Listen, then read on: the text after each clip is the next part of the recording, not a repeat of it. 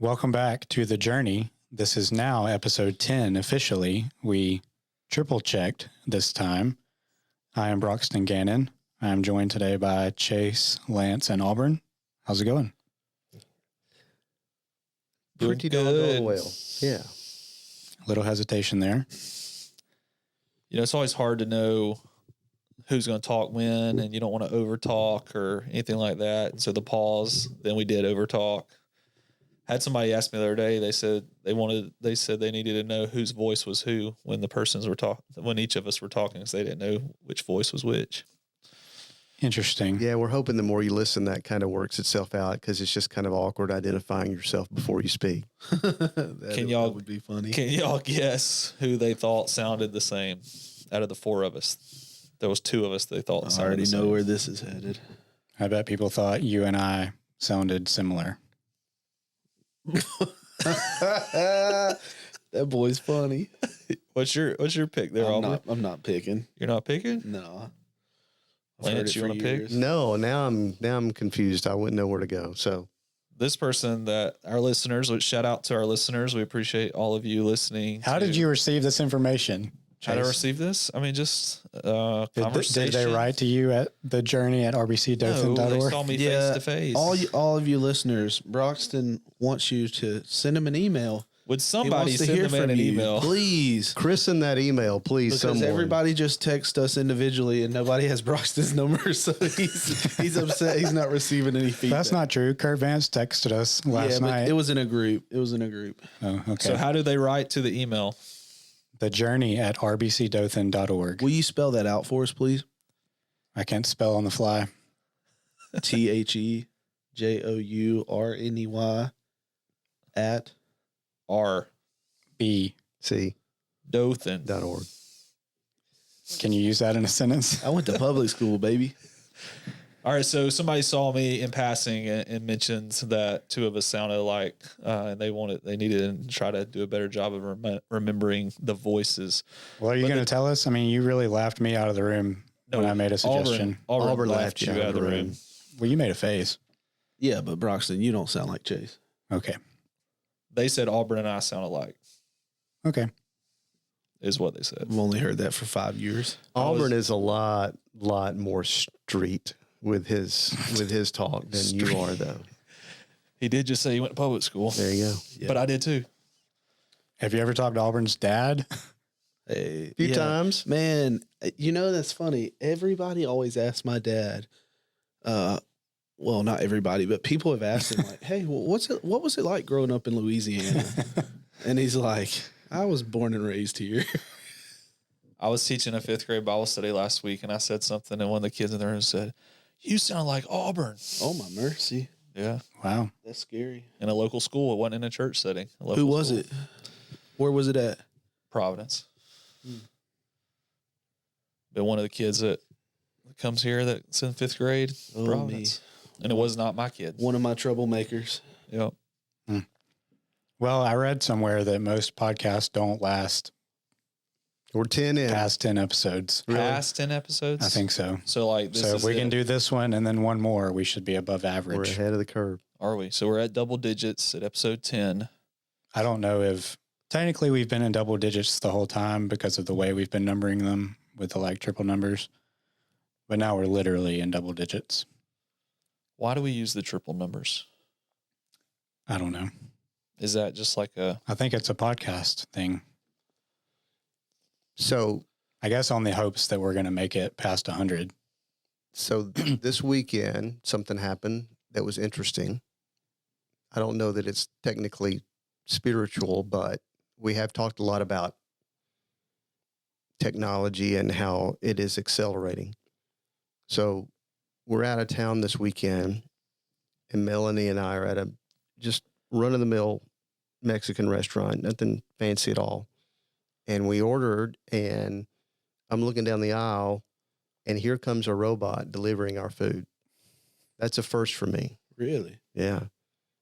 And Where were you? Like not like what city were you in? Noonan, Georgia. Okay. So it wasn't like, New York. And, I can see it coming. I'm like, And human waiter follows it because I guess it's probably like in, experimental mode or whatever. But I'm sitting there thinking, man, that's about to replace you. I don't know if you know it or not, but I just thought we live in interesting times. I never thought when I was a kid, I'd be sitting in a restaurant one day and a robot would be wheeling our food to the table. But we're kind of behind on that because there's some Asian countries that have been doing that for years. I'm sure. And like I've seen where some of these places, they seat their when you're eating, you sit in like a big circle, and there's these tables where there's people like working inside of the circle per se, but people are all lined up, almost like a bar, but it's in a big circle, and there's like remote controlled like car like things that bring around your food through conveyor belts. Same kind of concept, but that stuff is kind of scary how accurate. So when the robot got to your table with your food, what happens in that moment? Well, in this case, it was just on a tray, and the waiter behind it actually, hot plate, actually picked the food off and gave it to us. But I think. So like would you be responsible for taking it normally, you would think? I think that's where we're going. I think that's where we're going this is going to be.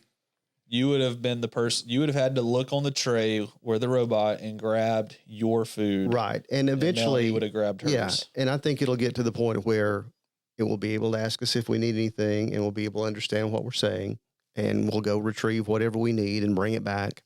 And I think What if you have like a countdown on there? If you don't take it fast enough, that sucker's wheeling away. Well, you better hurry. It could be like the bench warmers, Number 7. Number 7. You were able to like tell them whatever you wanted. I think the kid wanted like a peanut butter. All right, number Skittles 7. sandwich. I've got a crazy one for you. Something like that. And it was like the most random combo. And the little robot like made a little noise, and like a little thing opened up, and there it was. There was number 7. Yeah. Never seen it. Yeah. I mean, I think that's probably what we're going to experience going forward. Well, I'm with Auburn. I think we're behind on this kind of thing because I think the expectation was, of course, we weren't alive when we went to the moon, but if you put somebody on the moon, allegedly, right, Roxton? Yeah, allegedly, some people say, if you put somebody on the moon with like not even a tenth of the computing power that's now in our pockets, you kind of expect to be able to do cool things like this, and we're not. Like, why don't we have flying cars yet? Yeah. Is this a good thing, though? Probably not. I'm glad we decided to do more important things than just concentrate on something that wheels food to our table at a restaurant. I'm glad we decided to use some of that computing power to other more important things, but that doesn't mean we haven't had that technology for a long time. I'm sure we probably have. I would say it's not a good thing. Like self-checkout versus... I love self-checkout. That's a good thing, unless... normal checkout. Like, I agree. I think I probably 75 to 80% of the time use self-checkout over another, or scan and go, or whatever you have the ability to do these days. But like, I've been in local stores, and it's like there's nobody even in the front. And it's like... It's a problem when you can't keep your self-checkouts working and then you don't have people there. Which happens every once in a while. Like if your self-checkout machines are always working, then that's fine. I don't know how... If you can control the theft. I don't know how we're going to transition to a society in which we tend to gain our self-worth a lot of times in what we do. And if we continue to advance technologically to see all of these jobs taken away, I don't know what that will mean to how we find our self-worth. And I think we may be 20 years down the road, and that's the case, that only a few jobs actually continue to exist to be done by humans. Yeah, that's what I was going to say, that it ruins the value and the purpose of work. And what will you do? Have you ever seen Wall-E? I actually have not. That is a good one too. I have actually seen that one. That's what we'll do. But my thing is, I mean, yes, that is a part of it too. But I also I struggle with the relational aspect that comes to play in engaging with people. Mm-hmm. We would all, I think, agree around the circle, that our engagement with people changed with our cell phones, that then led to text messaging, that then led to, now just tap back responses, which hurts our ability to me just to engage with people and have a relationship with them. Mm-hmm. And so, we're now taking away another person side of things where, I mean, I remember the first time I had to order a meal or something and it being a big deal to me because I'd actually talk to somebody because I didn't want to talk to anybody. And now we're putting people at a place where they don't even have to do that. So how are they going to actually do that when they have to do that? I thought that was interesting too, because the Friday meal, this was Saturday, the Friday meal, I'm at a conference, and one of the people that was at the table that I was at in my conference workshop asked me to go eat with him. And so we went off campus to eat, and I think we was that your worst nightmare? That's my next topic. Okay. That's my next topic. But we wound up at Panera. And so you Panera. go in. I got a Panera story. There are 2 kiosks there for ordering, and there's also a line with a human. I make the beeline for the human because that's just what I'm used to. He automatically goes to the kiosk. I mean, he didn't even think about it. And he's just whoop, zoop, and he's already punching in his order. And I guess it's just what we're conditioned to, because, okay, there's 3 people in line. There's nobody at this kiosk, so I guess I'll just go to the kiosk. But I think every technological advance we make, we're always worried that it's going to cost us something. And we usually wind up adjusting. It doesn't mean that it's perfect, but we usually wind up adjusting, and we're able to function okay. And this is the next one. And I don't know how we're going to interact with each other, because every technological advance that we make further removes us from interacting with each other face to face. Is that a bad thing? The landline telephone kept you from talking face to face. There was a lot of stuff that was written about the introduction of the landline telephone in people's homes. Is like, now you're not gonna go to your neighbor's house anymore. So every time we have one of these, there's always this talk, and we make it work. But before we get back onto the philosophical, and maybe we can turn this to the theological, did the robot ask for a tip? No. And I turned to Melanie. Hey, bring robots back, baby. We had a human waiter, so we did tip, but I did turn to Melanie and go, as soon as this gets assimilated, we won't have to tip anymore. Now, interesting. Well, that for what it's worth. So did you give the waiter half of what you normally would? No, we gave a full. We always try to tip well, because we think that's part of our witness. Well, yeah. I mean, there's a lot here, but I mean, it really would do away with an entire workforce, and it would almost do away with society as a whole if you really. Well, I mean, ultimately, this is one of those things of, like we've been talking about, some technological advancements are good, but a lot of technological advancements are maybe good in a convenience factor, but are ultimately going to just further and further chip away at human worth and being made in the image of God. And I mean, that's probably not a good thing. Yeah. I do think about that. And that's when you asked me if that was my worst nightmare. We had a food truck at the conference. So we had food on campus.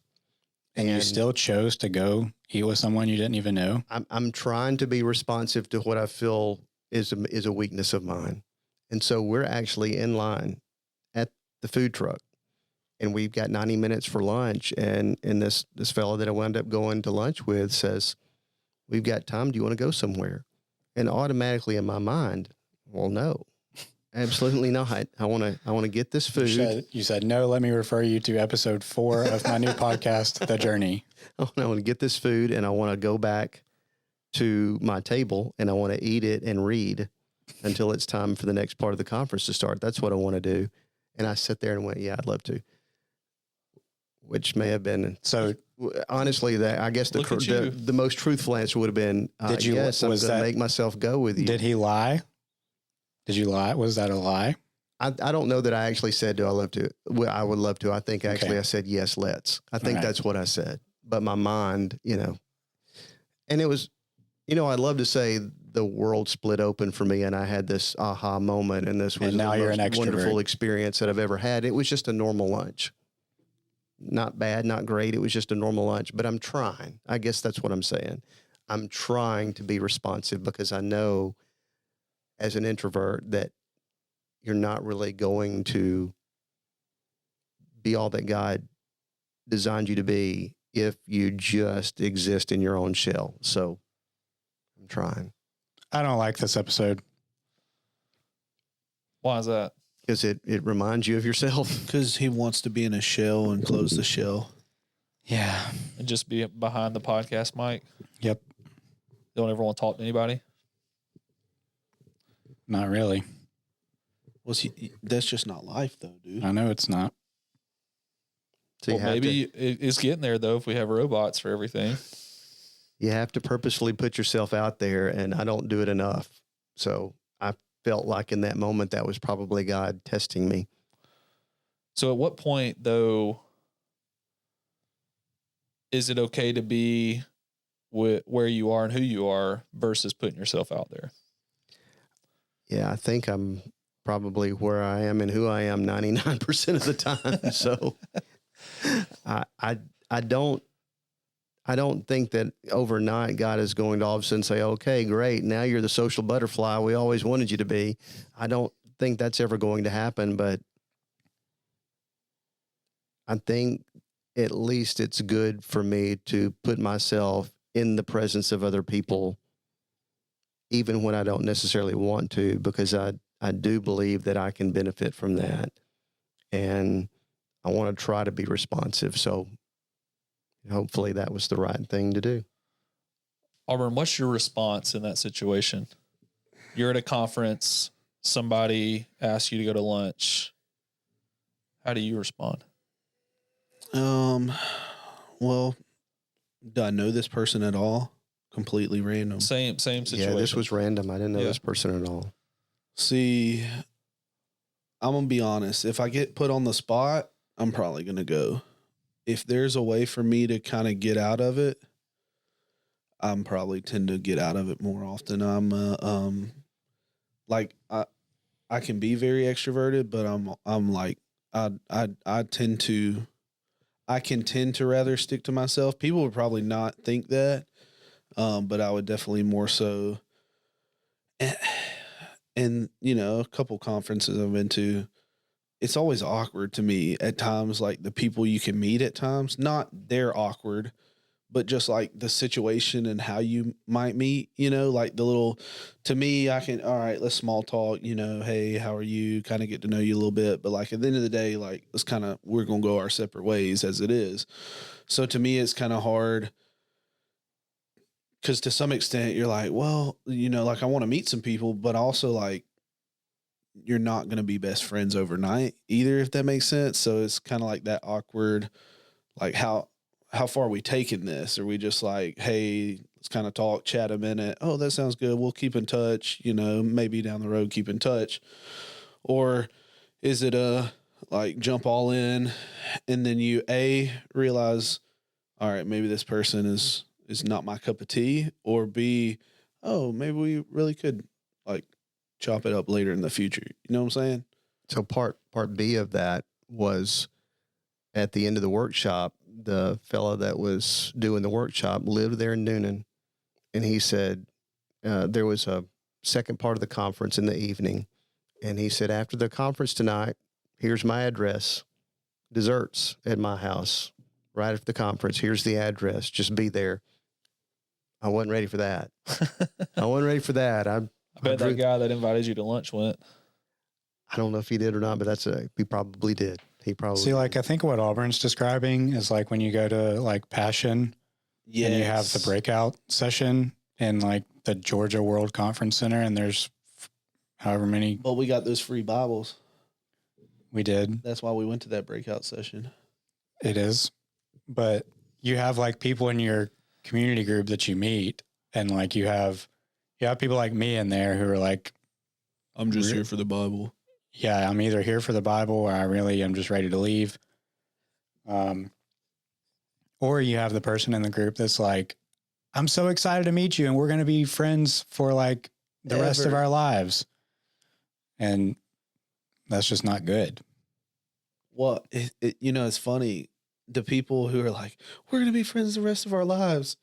Those are the ones that you immediately are like, yeah, I'm not sure about that person. We're crossing that one off the list. But those are the people to stay away from. But the person you become friends with is literally usually the one that's like, hey, I don't want to be here either. Right. And then you connect off, like you find some sort of connection. And I don't know, are you supposed to, do you think it's a good thing to, for instance, you're at your conference, is there a limit of people you feel like, hey, once I get past this number, like I've kind of probably connected enough. You know what I'm saying? People that are listening to this that are introverts will completely understand this, but that lunch took a lot of energy out of me. And when he opened it up to desserts tonight at my house with, who knows how many people would have shown up, let's just say a dozen. Yeah. I would not have been able to. I could not have done that. I don't think. Maybe I could, but it would have completely emptied my tank.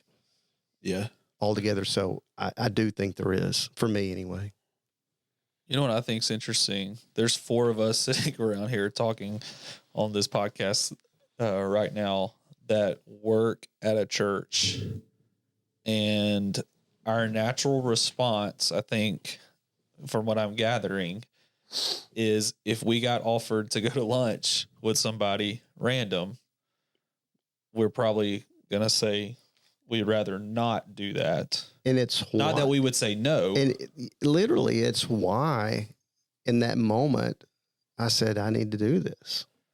Well, because to another one of Auburn's points of like, I don't know the setup of this conference, but if you had been like at a breakout session with him earlier, and you both knew like, hey, we've got lunch coming up at 1, we're going to have 90 minutes. And he asked you then, hey, do you want to go off campus somewhere to go to lunch? You're going to find a way to get out of it. But if you're put on the spot, it's kind of like, it's going to make me sound like a bad Christian if I don't go. Mm-hmm. But we're it sounds like for the most part, there's a level of, for all of us that are introverts. Would y'all agree? I mean, for y'all two, for sure. Auburn, not a Broxton, 100%. Like y'all, and Auburn, you mentioned like you outwardly, people probably see you more as an extrovert, but there is a level of you that is an introvert. Oh yeah. And I think the same is probably kind of true for me. I mean, like I do not naturally desire to be with people.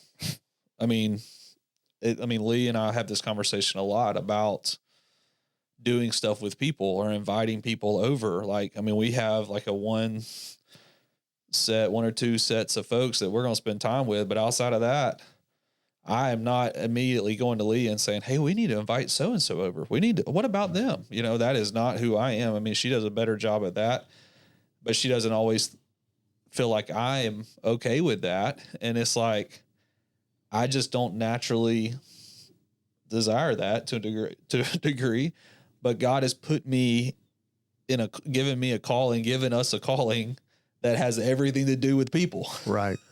That's the struggle. And again, the first thing I told Melanie when she went with me to the conference, she didn't go to the conference. She was staying at the Airbnb. But when I got done, that's the first thing I said, not here's what I learned at the conference. It was, guess what happened to me at lunch? And Glad I made it back. It blew her Safely. mind. I sure hope you didn't get a salad at Panera. Actually, I did. Did you? Mm-hmm. Man, I was so disappointed with a salad at Panera last week. I had that kiosk moment of I need to just pick something and I just need to push a button. So I wound up getting a salad that was really good and broccoli cheese soup. So my problem though the other day at Panera with the salad was good, but it was like, is this the side salad or is this like the full salad? Yeah, Well, that's you part got of salad. Panera. That's part of Panera. Self-explanatory. Yeah. But Well, what do you think? question though. I got another question All right, too after Auburn. All right, so you mentioned, fun. you I don't know, know if why somebody, let's say we have a listener here of the podcast, and let's say that hypothetical situation, someone who is listening sends you a message at the journey at rbcdothan.org. at the journey at rbcdothan.org and sends a message and says, hey, I want to go eat lunch with you guys, right?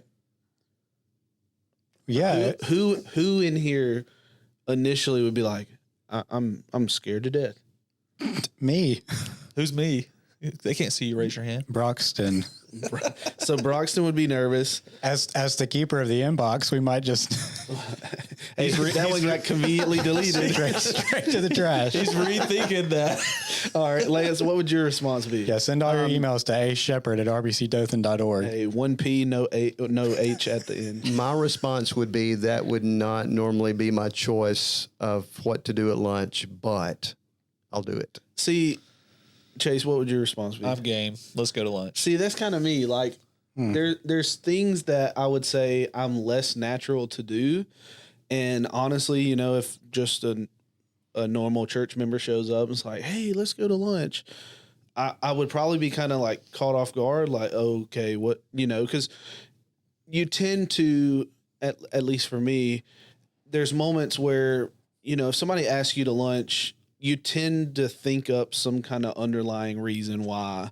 Like, all right, we either going to discuss something that's on these people's mind. There's an issue that needs to be addressed, or, you know, I'm about to be blindsided by something that I have no idea about. Whereas in reality, for the majority of situations where you're kind of caught off guard by something or doing something with somebody you may not expect, you know, I feel like a lot of times in ministry, we don't just go to lunch with somebody just to go to lunch with somebody. There's a point. There is a reason, you know? And so for me, I feel like the times where you just go and like, you just talk about normal stuff, like almost in a sense, like you're not treated as, oh, Lance the minister, Chase the minister, Broxton the minister. Like you're just treated as Lance, Chase, or Broxton. Those to me are my favorite times because you feel like it's genuine. You know what I'm saying? Brother Ray, when you go to lunch with him for like in a normal situation is really good at that to me. Because like when we go to staff lunch or, you know, if you ever go to a random lunch with him, it's like, he doesn't really want to talk business. No. He's not there to talk about church work. He's just really there to, I mean, he'll start talking sports or for the same reason that we're talking about it, because that's what he needs to. Right, exactly. Right. Yeah. So what I'm hearing you say, Auburn, is the first person that writes us at the journey at rbcdothan.org. Yeah. Broxton's going to take all of us to lunch, and Broxton's buying. Yeah. Well, I was going to say that we forgot the most important question. Hey, couldn't we write it off as discipleship? Well, I mean, I hate to be this way, but that would be, to me, it would be like an extension of the media ministry is what I was thinking. It would be internet discipleship. I don't have my own budget. Well, I don't have a credit card. If we Zoom eat lunch with each other, Broxton will cover it. Yeah. Send you some wafers. Hey, what you eating there? But like, stop smacking it would be, although it would be difficult for us to like get over that hurdle of doing that. Chances are it might actually be hey, y'all talked about this on the podcast. I would love to talk about this more. And then that would be an example of a successful piece of fruit from the podcast. Right. So sure. what we're saying is we're going to create a lunch, the Journey lunch bunch. And if once every 8 months, we're doing once a month, they could write to us, and throughout that month, we can tally them all up and randomize a winner, and we'll take them to lunch. That seems difficult. Seems like a lot of work. Like I said, we don't have interns. How are you you can't just pick somebody random. Yeah, or Well, this assumes that people are going to email us and ask, "Hey, can we You're go to still lunch?" here talking about free food. Hey, I've got an idea. All right, now check it. We might have to cut this. So, if you hear the beginning of this, I usually don't do a lot of editing, so all right. So if the end of this is edited, I'm sorry, but please continue listening. We're back. I'm just playing. I'm just playing. So what I think would be cool here is for the faithful journey followers that we have, we should choose a date in the near future. So maybe towards the end of February, or well, this won't be posted till like 12 weeks from now, but catch us in 2026, January 2026. We should have a day that we talk up. Hey, we're going to have a lunch, a journey lunch. Anybody who listens, bring your own sack lunch. We'll meet up in the fellowship hall. We'll have our sack lunch. We'll just hang out. We'll just fellowship. a live recording of the journey on the stage. You know what? We could take fan questions, and we could do it that way. Well, I mean, like, is that too far fetched? no, it's not too far fetched, and here's why. But like, here's why I'm gonna. No. Don't shoot it down. I'm not gonna shoot it down. But what I'm saying is, like, we're doing the opposite of what your point was. Your point was essentially, it would be nice and special for somebody to go to lunch with us, just to go to lunch with us and not to talk about ministry stuff. But we're sitting here, and I'm sitting here as a producer, like doing the thing that you would do as a podcast producer and be like, we could turn this into a live event. So we could kill two birds with one stone. Yeah. But like, that defeats the purpose of what you're doing, because these people might just want to go to lunch with us and talk about like anything. Yeah. Or they really need counsel on something, to which I would point you to not us. But I mean, as you can tell by listening to the podcast. But I mean, it would be robot. Like, it would be cool because it would be cool because I do think it would be an example of, like I said, like this having a positive impact in your life, and it not just being we get around the microphones for. Well, why don't we? There was a point to bringing that up, other than just to talk about my pathology of, just. Well, see, this is like a behind the scenes look at how the journey works. Right. It's like we had no idea that Lance was going to say this, and we certainly had no idea that we were going to be planning a live event. But we did kind of derail his train. So, finish what you were saying, Lance. But I mentioned this to Chase earlier. We were meeting about something else, and one of the points that was stressed in the conference that I was at, which was the discipleship conference, is that disciples make disciples. And not curriculum, not systems, not programs. Do podcasts make disciples? I'm sorry. Well, they can be a means to an end, right? And so, not that I was expecting to have this discipleship relationship with this guy that I only met 30 minutes ago, that we'll probably never see each other again. But my point was being, if you can get yourself to the point where you're willing to have lunch with somebody that you don't know, you will be better at being a disciple who makes disciples in those relationship moments when you're bent maybe to go off and do your own thing, when actually, if you just spend 30 minutes with this person, maybe you've sharpened each other and discipleship takes place over time. That was it was in my mind because I was at the conference. The question gets asked. Hopefully I respond the right way, and then I'm better for it in the long run. And I think that was just one of the things that stuck with me on the conference, was how it is relational. When Jesus made disciples, it was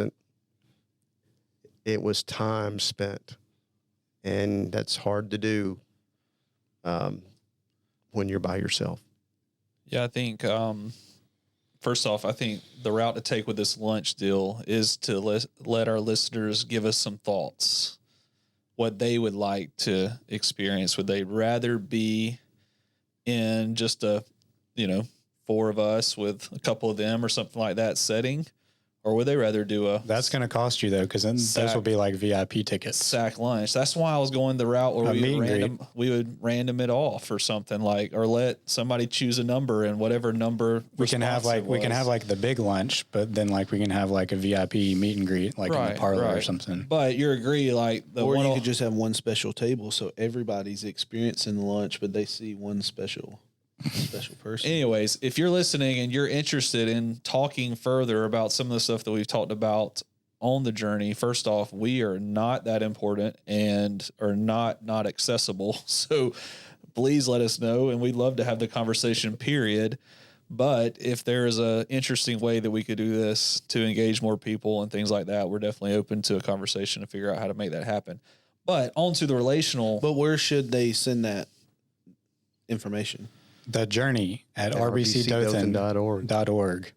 Ding, ding. All right. But finish this thought, and then I have another question about like... Back to the relationship, though, thing. And I almost sent this podcast to y'all, even though we're anti-podcast these days, and telling us we need to read the Bible and all this kind of stuff. I'm not. I sent y'all like 3 podcasts this week, and nobody responded to them. Yeah, if they don't have video, I'm not watching. I'm usually the one that listens to them, and I'm behind. All right. So anyways, I listened to this podcast this week. Very interesting. I started to send it to y'all because it was very impactful to me. And so when I was listening to it, though, it's a pastor who has cancer, and he kind of shared his journey kind of going through cancer.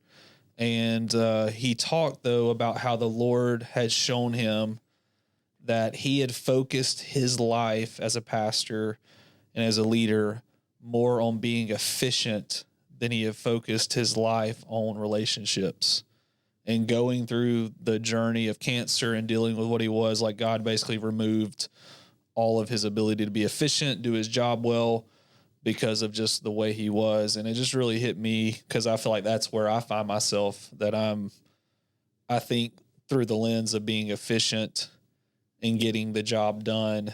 And in that, I miss the relationship. So that's probably like the way I struggle with that. Like if somebody is going to reach out to me or stop by the office, or I see somebody on even a Sunday morning, and it pulls me away from what I feel like I need to be efficiently doing next, then that's where I struggle, like with the relational side of things. But it was a very impactful listen.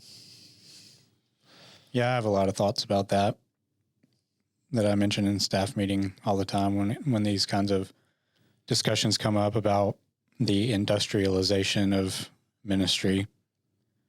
We were talking about that last week. I don't remember the question that came up. What was the question for staff devotion last week? What's unique about ministry? Yeah, what's unique about ministry? And so we had this discussion about like ministry for everyone, or like vocational ministry or whatever. And we had several people around the table obviously talk about how, the specific calling to vocational ministry, like Bradley. I'm not saying anything that Bradley wouldn't say if he was here. He's always he never knew what he wanted to do, but he just knew that he wanted to be serving in a church and leading music, but it didn't really matter to him where. He just knew that's what he wanted to do. But we had an interesting discussion about whether or not, we are uniquely blessed here at Ridgecrest for sure. And then also just generally as the American church to get paid to do ministry. That is something completely new in the history of the church. And so if, God forbid, something were to happen to where that was no longer the case, and the staff breaks up because we can't pay everybody, and the only person getting paid is the senior pastor, well, does that mean I'm not called to ministry anymore?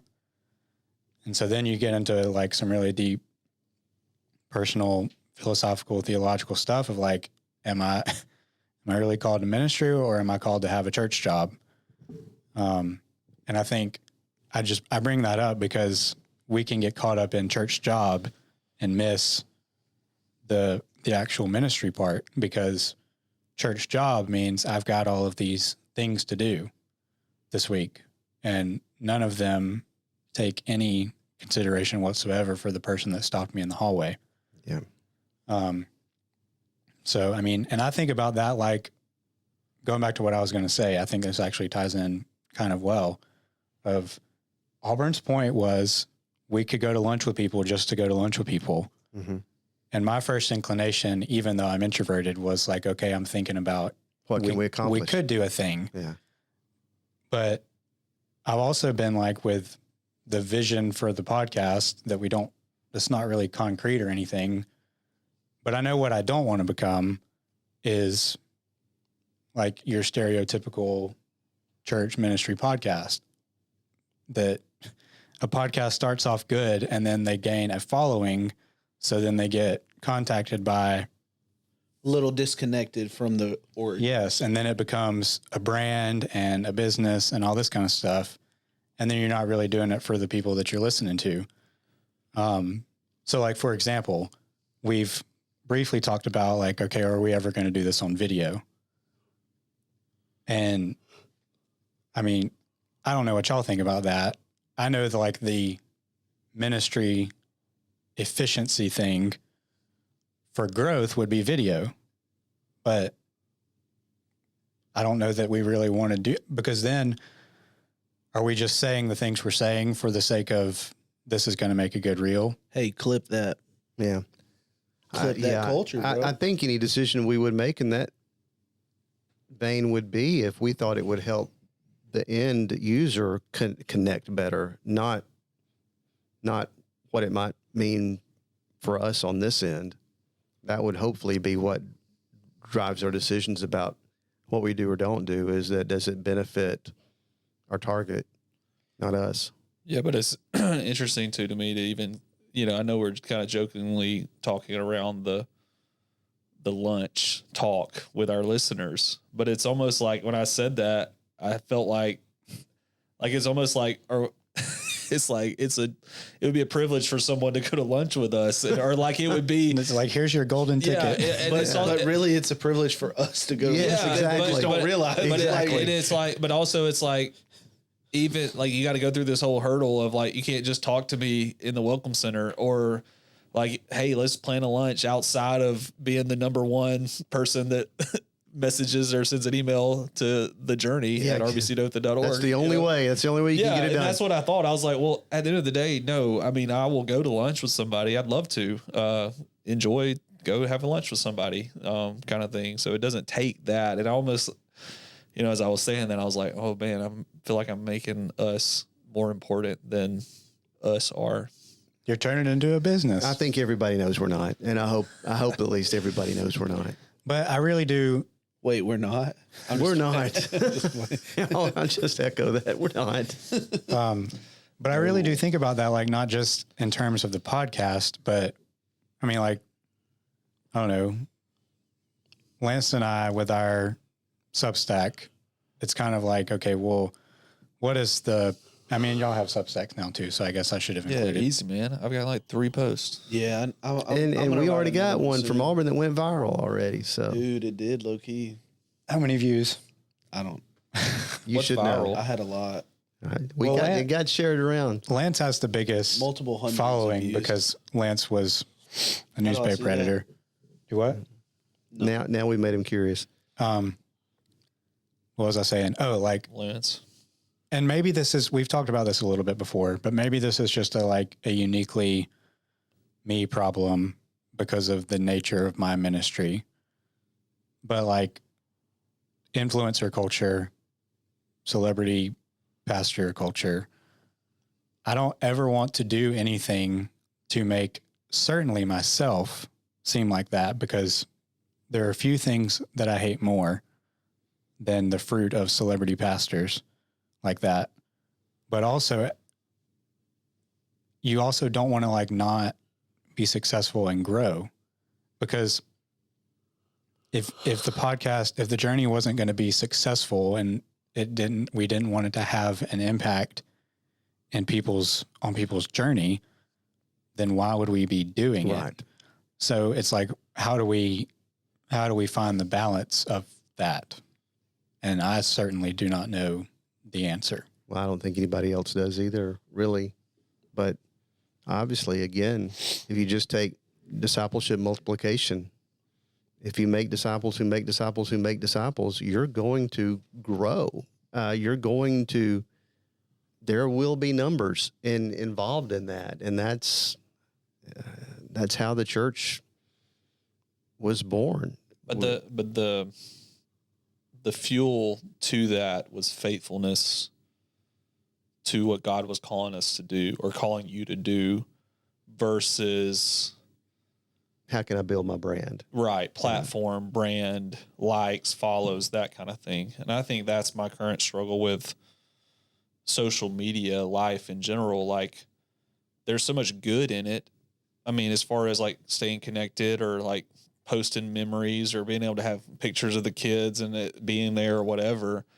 But the struggle is when you're constantly more concerned with how many people like it, or how many people shared it, or how many things. And that's my thing with like being, I'm not constantly looking at that stuff anymore, in ways. And like, even doing this Substack thing, Brox and I talked about this, like, I didn't want it to be something else. I was concerned with how many views did this have. Like, I wanted to be able to write and just have some things out there, memories for kids or stuff like that, family wise, and not be concerned with that. But I think what Auburn wrote in his Substack is a perfect example. Auburn didn't write what he wrote for the purpose of getting a name or of being recognized.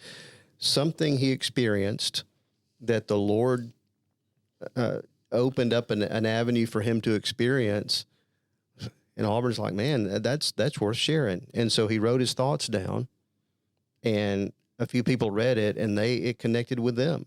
And they were like, man, this is really, really good. Other people need to read this too. And so they shared it with their friends, and their friends shared it with their friends. And all of a sudden he's got I don't know how many people that's read it. That's a good thing. Yeah. That's an impactful thing. And it's not a bad thing that it went viral. It's a good thing that it went viral. And it was done, like you just said, it was done just trying to be faithful with what God had done in you. You wrote about it, and it struck a chord with other people. So I think that is a good thing for the kingdom. I think that's what the Christian walk is all about, truly, is how have you experienced the Lord, and in what way can you share it that others can either understand or connect with it. Right.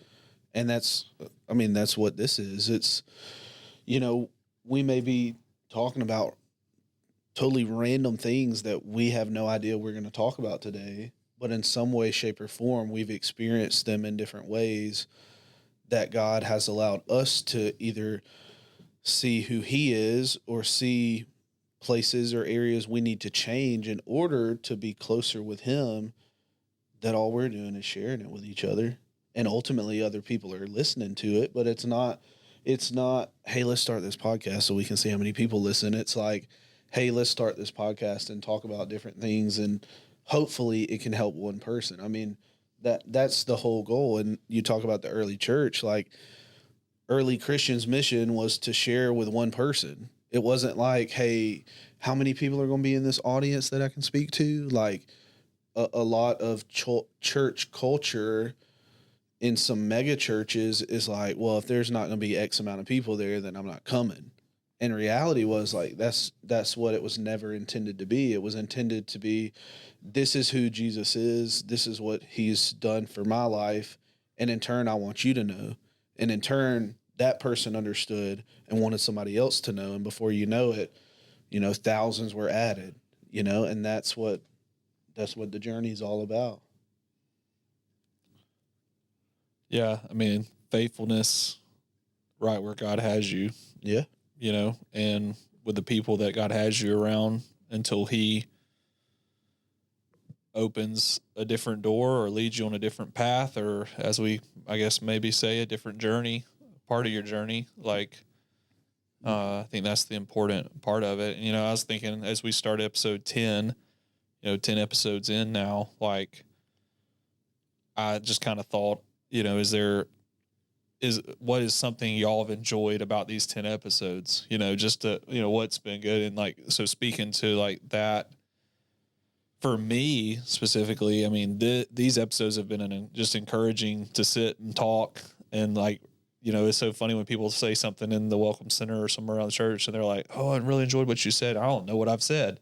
So it's just been a good conversation, an edifying conversation for me to be challenged in my walk and to think through my journey and, listen to you guys. And so that's something, I love what we've been able to do in this and just sit down and talk. And I think people have enjoyed that too.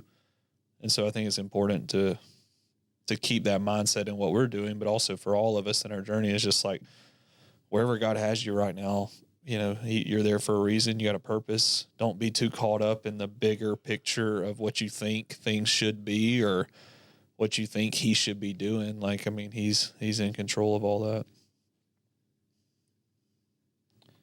That's what I guess, benefited most by is people telling me that they've related to something that we've mentioned that they're either, edified by or challenged by, or, yeah, man, I'm experiencing the same thing. I'm so glad y'all talked about that. And just like you said, this is not an accountability group, but I don't know that I step out and go to lunch with a random guy if we're not at least talking about trying to be more like Jesus on the journey that we're on and pushing ourselves to be open to those possibilities for Jesus to work in our lives. So it's, I think, helped sharpen me, and hopefully it will continue to. I wonder if a random guy will ever listen to the journey. Should have talked to him about that at lunch. Missed opportunity if you asked me. Yep. You can Facebook message him. Yeah, I don't know. That's all good. Well, I don't know why you're laughing. I mean, that's how this... Because I think your wheels are still turning about what we were talking about just before. Yeah. Well, yeah, because like, okay, I mean no disrespect, and this is not even an original idea to me. Oddly enough, it's an idea that I heard from an actual, quote, creator, YouTuber, that said a lot of these celebrity pastor types should have never been pastors anyway. And if they had, but here's why. It's not because they're not like, it's not like they can't pastor, but a lot of them came up in a generation before the podcast election, before social media became what it became, before we were doing what we're doing here. And the point was, a lot of these guys, probably their gifting and their skill set, and you might even say their calling, was more suited to this kind of thing than actually shepherding a church. Because they can communicate and they can influence others on their journey. But just because you can, like, I feel like we're doing that here, but that doesn't mean that the four of us need to be the pastor of a church. But I just think it's what we have to guard against. And it's not like we're in danger of doing this because it's only been 10 episodes and we haven't even hit 100 subscribers yet. So it's not like we're, turning down deals from Lifeway or anything, but I mean, I accepted mine. Okay. With the viral post, he's on his way. He's going to break off. Auburn signed a book contract. He's going to have his own podcast next week. Episode 10, last one with Auburn on here because he's starting his own. Forget the journey. I'm starting one, the end of the road. Well, that's another thing we need to talk about soon is like, I would like to have some guests on here eventually, but we're maxed out on mics. Well, I think we're gonna have to drop you, Broxton. So, You just push buttons over there and we'll fill your seat with somebody else. so I mean, if, for example, Producer. if you've got, again, write to us at thejourney@rbcdothan.org. But if you've got something you really want to talk about, like, we would have to discuss among ourselves. But we don't know, like, who gets kicked off in the event that we have a guest. I think we'd all be willing to be that person. So It was, Yeah, we should have. If you're listening to this, go ahead, write at the journey at Ridgecrest or whatever. the journey at You don't even know your own rbcdothan.org. domain. And just list in order 1, 2, 3, and 4 of your host. That would definitely get deleted quick. Probably. Well, I think That would be so funny. Well, like, the reason We I'm should saying throw up this, a poll on the Facebook page. the reason I'm saying this is, for example, it was one piece of listener feedback was we should have a wives episode. Mm-hmm. And I don't, I don't know if this listener meant like 3 of us and 1 of our wives, or like I think Kayla, Samantha, Melanie, and Lee. I think that's what they meant. I think it was wives take over the mic versus the 4 of us. Well, But in now that that case, we brought this up, I'm sure this listener will clarify. she will. Yep. So, but in the case that it was just one wife, we wouldn't know who to kick off. Like if it was Kayla, do I get to stay on, Of course. or No, It would- no, it would be- you're the first one off. Is Kayla? like it would be better content to Actually. have Samantha on, but Auburn's not here. Yeah, let's get to know the real inside. Yeah, Well- or you could just find a board with another input. I think that's probably could work. No. I think we just give them the mic one day. I'm not so sure about that as the producer, but okay, well, I'm sure we can figure out a way to splice something. technically we do have a way to like call in, but y'all, without purchasing some more equipment, I would be the only one to hear the call. So you'd have to narrate it for us. Yeah. So like Translator. you just have to trust me that what I'm relaying to I don't you- know. I've played plenty of rounds of telephone with middle school students, and it never ends well. Yeah, there's no telling what the real question would be.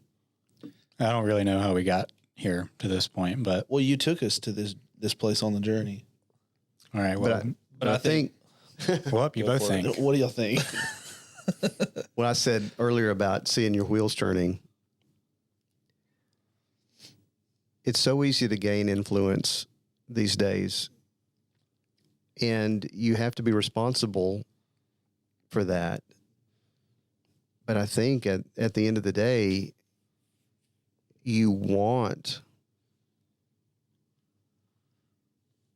to influence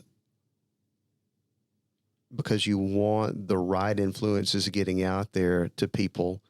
And if they're not going to be influenced by you or something, hopefully biblically, they're going to be influenced by something else. So there's always caution. I always hear caution in your voice about, well, what if we start influencing too many people? There's a danger in that, because when you fail, then the fallout is much bigger. But what's the flip side of that? The flip side is that you don't end up influencing to the extent that you can have all this positive effect on people as well. So, there is a great responsibility on that, but I think that we should try to influence as many people as we can in our gifts and in what God has called us to do. And God may not call us to influence any more than 3 or 4 people in our lives, but God may also call us to influence 3,000 or 4,000 people in our lives. It's just being faithful to that call. Yeah, I think we, for example, if we just wanted to go for like more listeners, then I should have pressed record and we should post the conversation that we had before we started recording today. Easy. You can't tell people about that. I didn't tell him anything. I just said we had a conversation before we started. Just joking. I wasn't here for that. But to to the example of what we were talking about in that conversation, part of it was people are being, and we've talked about this before, but like people are being influenced by podcasts and by media. And so like you're saying, Lance, there's the question of basically, well, I guess what I'm trying to get across is like, I'm scared of growth just because of the responsibility that comes with that. And I think back to like episode 2 that Chase and I did with AD, and he talked about how from a young age, all he really wanted to do was do big things for God. Well, I think what we're trying to figure out is like what big things for God means for the journey. And I don't know the answer to that. I think I hate to use the word because it's such a buzzword, but I think we just let it be organic and just do what we wanted to do when we started this, was get together and try to just talk about living for Christ in everyday life. And we may not ever hit 100 subscribers. If we don't, that's fine. I think we're only 25 away. I think it's pretty doable. I think the thing that's scary about more responsibility and influence is that we have seen the negative impact of that on people. Yeah. And I think we would all agree that we don't want to be that person. Right. And I also think, I mean, I'll speak for myself at least.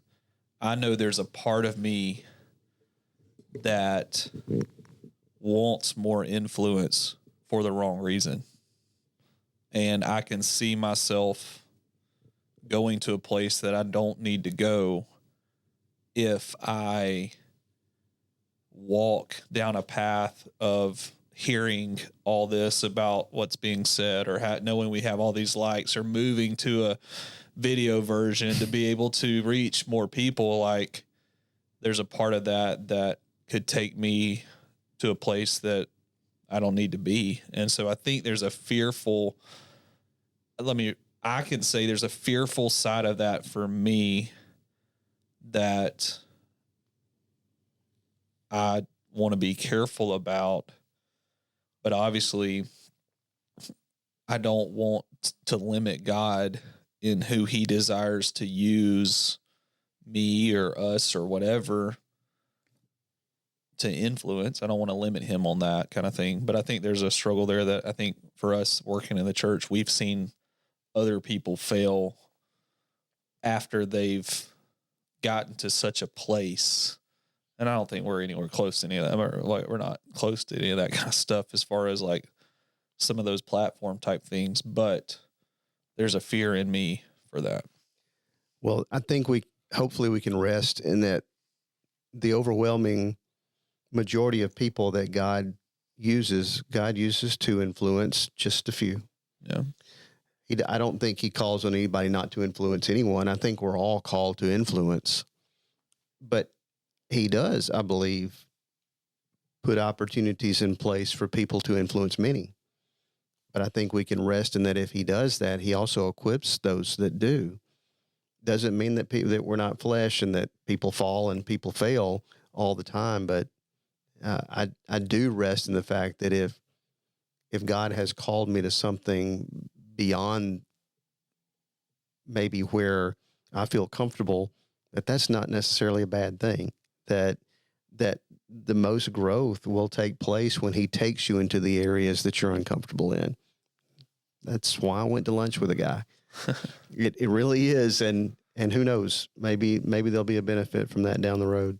Yeah, I think, and this is the last thing I'll say, and I'm just over here repeating myself in a lot of different ways. But I mean, when I think about like my own calling and stuff, there's like the little things that we all have to do. And like, I'm sure each of you would say that there's a portion of your ministry job that you don't like to do, but you have to, and our brother Ray talks about this all the time, but there are things you have to do in order to do the things that you are passionate about. And I mean, if somebody were to ask me, like, what is like, what do you want to spend all of your time doing? I would very easily say writing and podcasting. So that would be, you know, like my own Substack, which is kind of like an extension of what I do here at Ridgecrest. And then, you know, do I start my own podcast to go along with that one day? And then the journey. And helping other people. Like, we need more than one podcast at Ridgecrest, but we can't do all of the podcast. But what I'm trying to say is, like, if that's what I feel passionate about and what I feel called to do, why would I not want to go after all of the things that includes, which is what Chase is talking about, which is what scares me. Like, it's almost like I'm so turned off to the whole greater influence platform type thing that I don't even want to do the things necessary to, like, just experience just a little bit of growth. Like, my own Substack is like, I hate promoting it, but if I feel called to do that, and it's like something that I feel like I'm supposed to do, to Chase's point, am I limiting God in that, you know? So it's just a lot to think about through 10 episodes. Apparently most podcasts don't make it past 10. So. Yeah, I think that's maybe a good thing to ruminate on as far as the closing is, you know, for every celebrity pastor that may be a poor influence, you know, maybe there's a Billy Graham, or there's someone out there who influenced many and was very faithful. So it's not a disqualifier as a general rule. It's just what you do with the influence God's allowed you to have. Yeah, faithfulness to however many it is. I used to have a professor say, disciple one like you would 100. You know, like, that's the mentality that, again, God put the right people in the right path, or the right person to use their influence for His glory. I got a funny to wrap up with if we're there. I think so. So I had an experience. I mean, Auburn's either pondering or just like looking at the walls in my office. No, I'm just thinking about, you know, the thought of actually have wrote down. Quit moving the mic around so much. Sorry, dude. I have written down on my desk to write a little article about faithfulness, because I've been thinking about it a lot. But y'all talking about, you know, the faithful and few, and I think there's a lot of. Take your hand off the mic. You're ruining the moment. I think there's a lot of pastors who may be just your average country church pastor that is overlooked in many ways, but are some of the most faithful. Oh, absolutely. I mean, they may have 20, 30, 40 people, but they'll drop anything for anybody at any point in time, because that's their ministry. That's who they are. And I think about that, and I hope that, I know we don't always do the best job of it, but I hope that we're people that, you know, it doesn't matter if it's 5 or 500. Yeah. You know. Yeah, they're ministering in their community, and that's enough. Their square mile or 2 square miles or whatever may be 25 or 30 people, but they're being faithful to what they've been called to do, where they've been planted. Yeah, absolutely. And the same's true for listeners that are not even obviously paid ministry staff that are being faithful right where God's placed them, you know, whether it be teachers or whether it be with coworkers, whether you have a job that you see patients and you help care for people. I mean, it's all about being faithful and all it takes is one. I mean, all it takes is one, you doing what God's called you to do for one person, and one person's life to be affected by that in a positive way. And this is going back to purpose, you know, God and the church, like, each of us have been given a unique purpose. Yeah. And, like, y'all's ability to fulfill your purpose is going to impact people that my ability in fulfilling my purpose is not going to impact. And it's just an amazing thing to think about how the body works and all of that. And God intended that to be that way. But the importance for us all just to be obedient to what God is calling us personally to. You had something funny? I did have something funny. So this weekend we go to Atlanta. Went right through noon and thought about you on Saturday, and went to Hot Wheels Monster Truck Party at the State Farm Arena. So me and Lee and Will Taylor went to see monster trucks at the State Farm Arena with a bunch of other little kids, screaming and the excitement for monster trucks jumping and crushing cars. And had somebody ask me yesterday that knew I went at church, and they wanted to know if I was the only non-tatted person at the monster truck experience. Were you? Maybe. No, I don't think so. And I asked that person, I said, what, you think I'm not tatted? What makes you think I'm not tatted? And they looked at me and said, come on, Chase. So, hey, your dad didn't quite run me down, but he almost did, to roll his window down and tell me he threw some discs this weekend. He did. He was really was so excited. pumped. His shoulder's getting better. Yeah. That was pretty cool to hear too, because I know he's been ready to do it. Oh man, he's been. Yeah, he went with the boys. They kept the big kids while we took little Will Taylor to see monster trucks. Yeah. It was an experience. If you ever want to go see monster trucks, I now can help you understand the life of the monster truck. Okay. I like it. Anything else? No, I think that's a good closing point, Broxton. Okay. All right. Well, thanks for listening to episode 10 of The Journey. Thanks for indulging our ramblings about what we want to do with the journey, I guess. And so everything else that we talked about.